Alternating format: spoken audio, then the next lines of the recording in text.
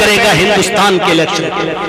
दुनिया तुम्हारी तरफ देख रही है बिहार वालों, पूरी दुनिया तुम्हारी तरफ नजर उठा के देख रही है, तुम्हारे इत्तेफाक और इत्तेहाद की तरफ देख रही है। पूरी दुनिया की नजरें इस वक्त तुम्हारी तरफ चली हुई हैं। इस वक्त तुम्हें अक्ल और शऊर से काम लेने की जरूरत है, तुम्हें अक्लमंदी और दानिशमंदी से काम लेने की जरूरत है। तुम्हें बहुत कुछ कह दिया है मैंने, बस यही कहना बाकी रह गया कि फलां को दो, फलां को मत दो। मेरे भाइयों, मैं कौन होता हूं ये कहने वाला? मैं नहीं कोई होता हूं, आप अच्छी तरीके से समझ रहे हैं। इस वक्त जानते हो कंडीशन क्या है हमारी? आप नहीं जानते हो कौन लोग हमारे सर पे सवार हैं, आपको मालूम है? एक आदमी जो कई मर्तबा एमएलए रहा हो और कई मर्तबा एमपी रहा हो, उस आदमी की एफआईआर अंडा चोरी में हो जाती है। अंडा चोरी में आप अंदाजा लगा सकते हैं कि कौन लोग हमारी खोपड़ियों पे सवार हैं। जानते हो हम किस माहौल में रह रहे हैं? हम इस माहौल में रह रहे हैं कि एक तालाब पे शेर भी पानी पी रहा है और बकरी भी पानी पी रही है। एक ही घाट है, शेर भी पानी पी रहा है और बकरी भी पानी पी रही है। और शेर की तरफ से बहता हुआ पानी, झूठा पानी बकरी की तरफ आ रहा है। पानी वहां से आ रहा बहता हुआ जहां शेर पी रहा, मुंह डाल, और वहां से बहकर पानी आ रहा है इधर, और बकरी यही पानी पी रही है। तो पानी कौन झूठा कर रहा है? शेर। और शेर का झूठा पानी कौन पी रही है? बकरी। लेकिन जब शेर और बकरी दोनों पानी पी चुके तो शेर बहाना ढूंढ रहा है बकरी को मारने का। शेर ने कहा, ए तूने मेरा पानी झूठा क्यों किया? तो बकरी ने कहा, रे जंगल के राजा, मैंने कहा पानी झूठा किया? पानी तो आपकी तरफ से बहता हुआ आ रहा था, मैंने तो आपका झूठा पानी पिया। मेरी क्या मजाल कि मैं आपका पानी झूठा करूं? पानी तो आपकी तरफ से बहता हुआ आ रहा था, मैंने तो आपका झूठा पानी पिया। शेर ने कहा, अच्छा तो तू मुझसे जबान भी चलाती है, मेरे सामने जबान भी खोलती है, तुझे बोलना भी आता है? शेर उठा और उसने बकरी को फाड़ दिया और टुकड़े टुकड़े कर दिया और खा गया।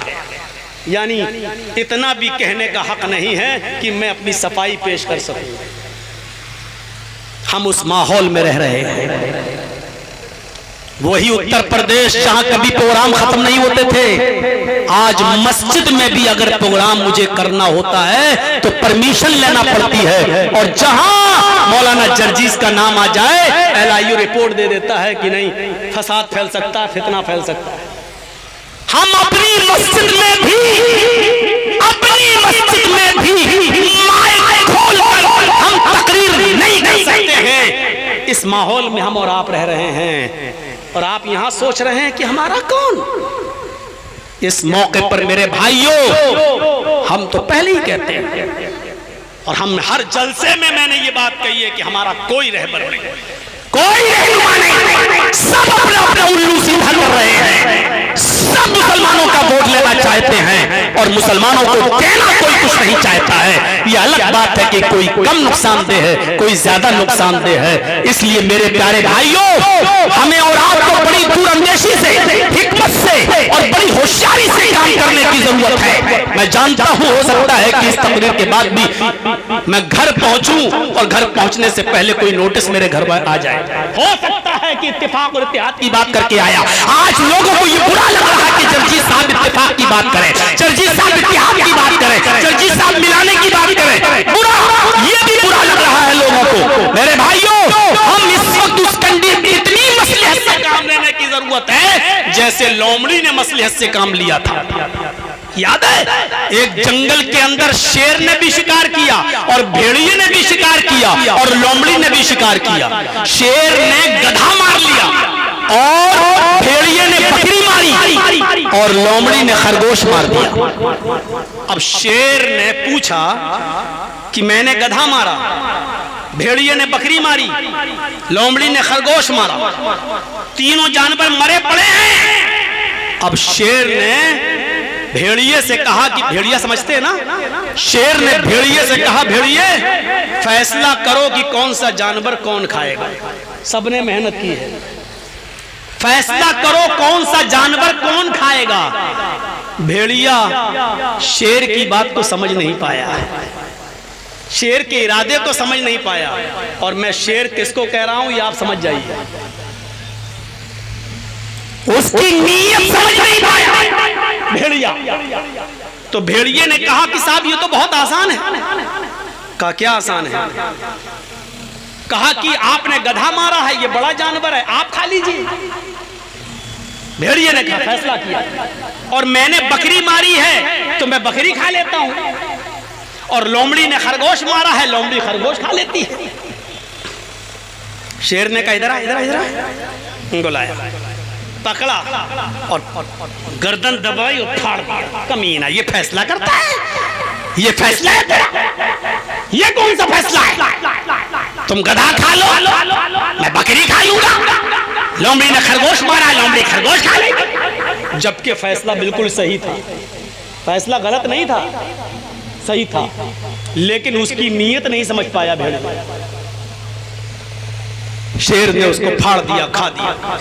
अब लोमड़ी से कहा कमीना फैसला करना नहीं आता है, भेड़िया भेड़िया ही रहेगा, तुम बताओ।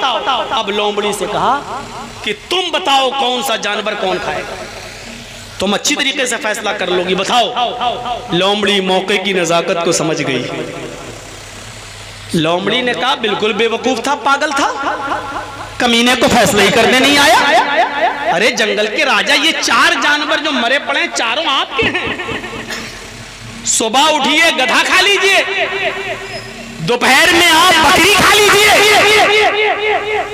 शाम के टाइम पर आप भेड़िया भी खा लीजिए, और रात में आप खरगोश भी खा लीजिए। आप जंगल के राजा हैं, ये आप नहीं खाएंगे तो कौन खाएगा?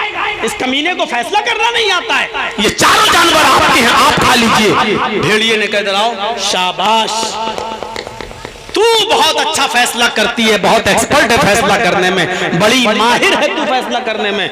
अब शेर ने लोमड़ी से पूछा इतना अच्छा फैसला करना तूने कहां से सीखा?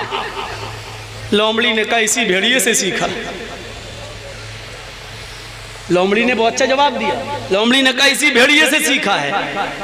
जबकि लोमड़ी का फैसला गलत था, लेकिन मसलहत का तकाजा ये था, अपने आप को बचाना था, इसलिए उसने क्या फैसला किया? गधा खा लो, दोपहर में बकरी खा लो, असर के टाइम पे, शाम के टाइम पे भेड़िया खा लो, और शाम को जब सोने चलो तो उसको खरगोश भी खा लो, चारों जानवर आप। शेर ने कहा वाह क्या बेहतरीन फैसला किया है, वाकई तू बहुत अच्छा फैसला करना जानती है, ये कहां से सीखा? कहने लगी आप भेड़िए से सीखा है, भेड़िए से। कमीना सच्ची बात न कहता तो आज ये हाल ना होता, मर गया।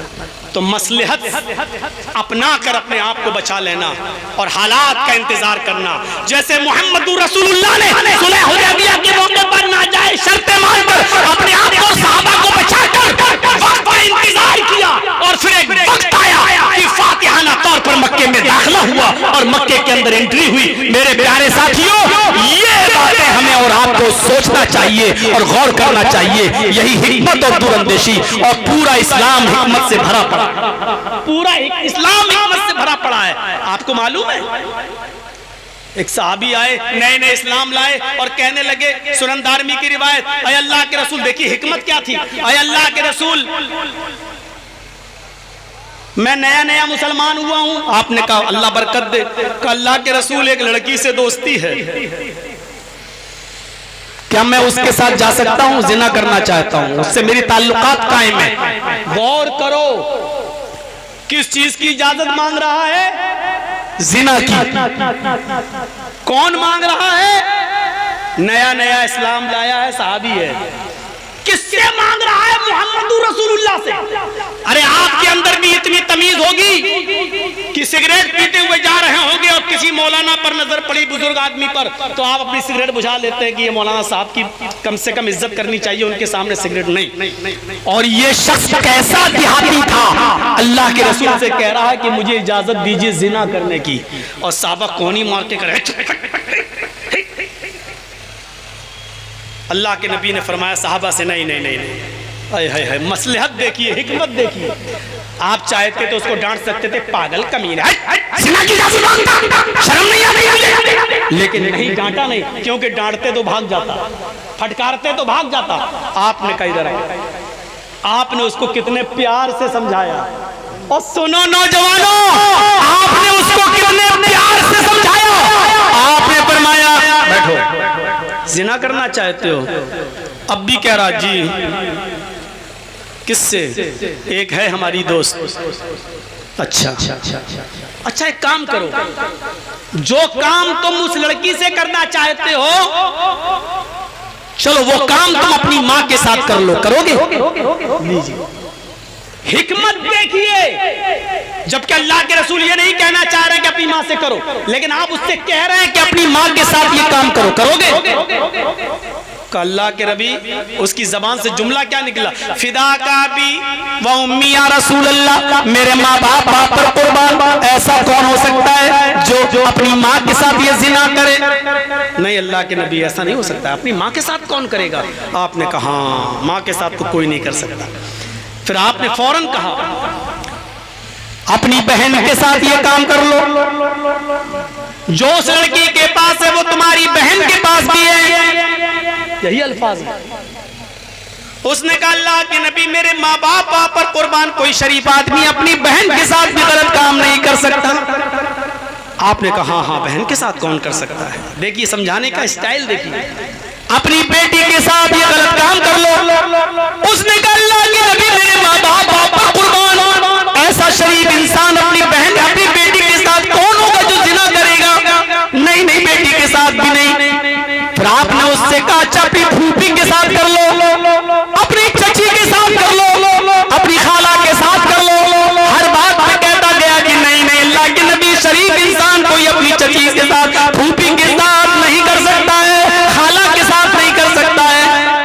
आपने फरमाया है नौजवान, जब कोई अपनी माँ बहन बेटी फूफी चची खाला के साथ ये काम नहीं कर सकता है, तो ये बताओ क्या तुम ये पसंद करोगे कि तुम्हारी बहन के साथ, तुम्हारी बेटी के साथ, तुम्हारी फूफी के साथ, तुम्हारी चची के साथ, तुम्हारी माँ के साथ कोई गलत काम करे? कहा अल्लाह के नबी, मैं भी ये पसंद नहीं करूंगा कि कोई मेरी बहन बेटी के साथ ऐसा करे। आपने फरमाया जिस लड़की के साथ तुम जिना करना चाहते हो वो भी तो किसी की बहन होगी, वो भी तो किसी की बेटी होगी, वो भी तो किसी की खाला होगी, फूफी होगी, चची होगी, कोई तो होगी। वो आदमी कैसे बर्दाश्त करेगा और मंजूर करेगा कि उसकी बहन बेटी के साथ ऐसा किया जाए?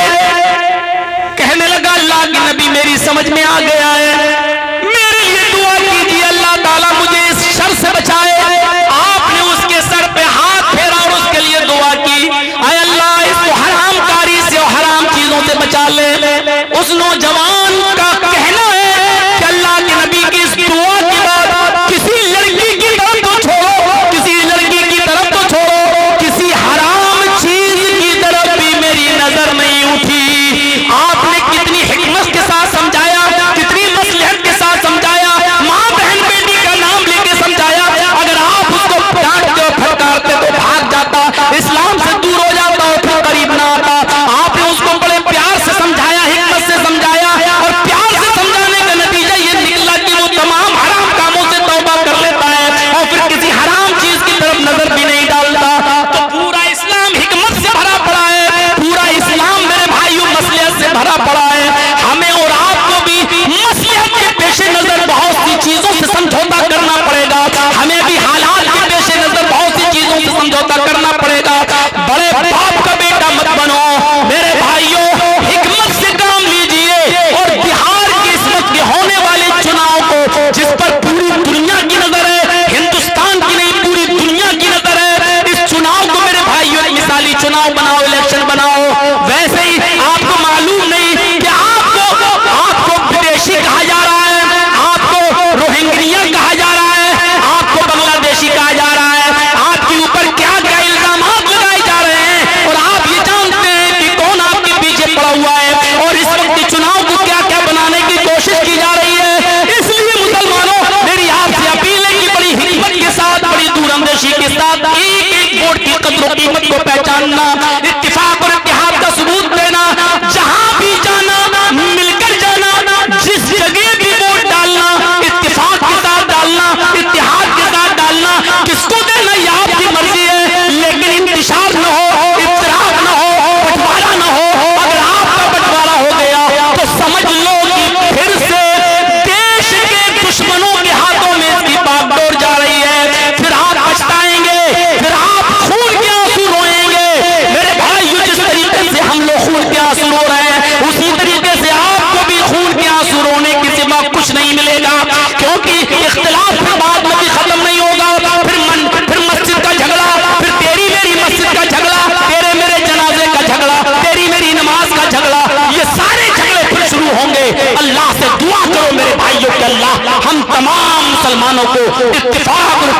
एक प्लेटफार्म पर कायम फरमा दे, हम सबको मिला दे, हम सबको आपसी इख्तिलाफात मिटाकर, आपसी इख्तिलाफात मिटाकर पूरी इज्तिमाइयत के लिए और पूरी मुस्लिम कौम के फायदे की सोचने की कोशिश करनी चाहिए और अल्लाह ताला हमें उसकी तौफीक अता फरमाए। मेरे प्यारे साथियों, 12:50 हो चुके हैं।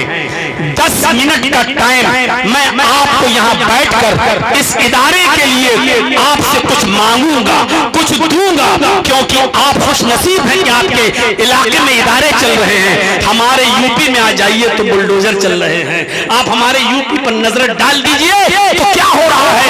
ये इदारे अगर आपकी रहमो करम पर नहीं चल पाए तो आपको बिहार से भी इदारे बंद करना होंगे। 10 मिनट का मैं टाइम देता हूं आपको। आपने हमेशा हमसे मोहब्बत की है, आज भी अपनी मोहब्बत का सबूत दीजिए। 100, 200, 500, 1000 जो भी आप मेरे हाथ में देना चाहें इस इदारे के लिए दीजिए। अल्लाह ताला आपको इसका अजर अजीम अता फरमाएगा। इलाहुल आलमीन, हम तुझसे दुआ करते हैं कि हम मुसलमानों को इत्तिफाक और इत्तेहाद के एक प्लेटफार्म पर कायम फरमा दे। अल्लाह, तेरे नबी का फरमान है, तेरे नबी का फरमान है, अमालुकुम मालुकुम, जैसे तुम अमल करोगे वैसे हम तुम्हारे ऊपर हुक्मरान मुसल्लत करेंगे। ऐ अल्लाह, तो हमारे अमाल की इस्लाह फरमा दे ताकि हमारे ऊपर अच्छे हुक्मरान मुसल्लत हो जाएं। ऐ अल्लाह, हमें अमन पसंद और रहम व करम वाले हमारे ऊपर हुक्मरानों को मुसल्लत फरमा दे, हमारे अंदर इज्तिमाइयत पैदा फरमा दे। अल्लाह, हम सबको एक कर दे। ऐ अल्लाह, हम सबको मिलकर रहने की तौफीक अता फरमा। इलाहुल आलमीन, जब तक तू हमें जिंदा रख, इस्लाम पे जिंदा रखना, जब हमारा खात्मा हो तो ईमान पर हमारा खात्मा फरमाना। वमा अलैना इल्लल बलागुल मुबीन व आखिरु दावाना अल्हम्दुलिल्लाहि रब्बिल आलमीन। अस्सलामु अलैकुम व रहमतुल्लाहि व बरकातहू।